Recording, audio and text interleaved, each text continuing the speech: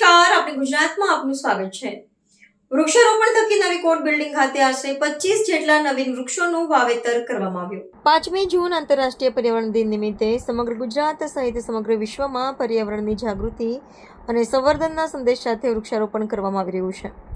ત્યારે ગુજરાત રાજ્ય કાનૂની સેવા સત્તામંડળ, ગુજરાત હાઈકોર્ટ, સોલા અમદાવાદની સૂચના અનુસાર અત્રેની જિલ્લા કાનૂની સેવા સત્તામંડળ ગાંધીનગર તેમજ ડિસ્ટ્રિક્ટ બાર એસોસિએશન ગાંધીનગર તથા ગાંધીનગર બાર એસોસિએશનના સંયુક્ત સહયોગથી વિશ્વ પર્યાવરણ દિન નિમિત્તે નવીન કોર્ટ બિલ્ડિંગ સેક્ટર 11 ગાંધીનગર ખાતે વૃક્ષારોપણ કાર્યક્રમનું આયોજન કરવામાં આવ્યું હતું.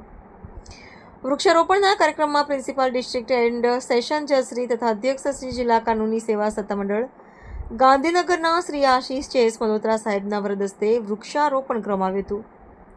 સદર કાર્યક્રમમાં ગાંધીનગર જિલ્લાના અન્ય ન્યાયાધીશશ્રીઓ, પ્રમુખ શ્રી, ગાંધીનગર બાર એસોસિએશન તથા ડિસ્ટ્રિક્ટ બાર એસોસિએશન, સરકારી વકીલશ્રીઓ તથા અન્ય વકીલશ્રીઓ, સ્ટાફ મિત્રો બોડી સંખ્યામાં ઉપસ્થિત રહી કાર્યક્રમને સફળ બનાવ્યો હતો.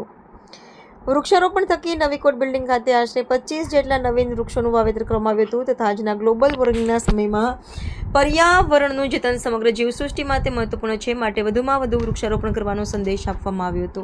हम देख ही रहे हैं कि चौमासा हम कहते थे, अभी वो शायद 2 मासा ही रह गया है और उसके अलावा देखें तो साल में कभी भी कुछ भी हो सकता है.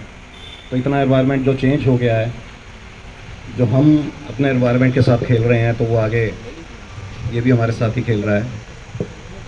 तो याद रखें कि हमें जीना है तो वृक्ष चाहिए. शायद वो बच्चे को दूध भी बाद में चाहिए होता है, पहले ऑक्सीजन चाहिए. हम पानी कहते हैं, जल है ही जीवन है, उसके लिए भी हमें ये वृक्ष चाहिए, वरना जल भी नहीं बचेगा.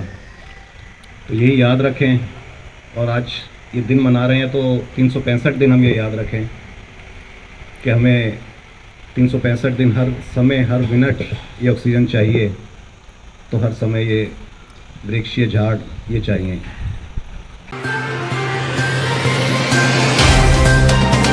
तो व्हाट्सएप, ट्विटर, फेसबुक, इंस्टा जहाँ भी आपका अकाउंट है, इसे शेयर बटन के द्वारा वहाँ पर शेयर करें.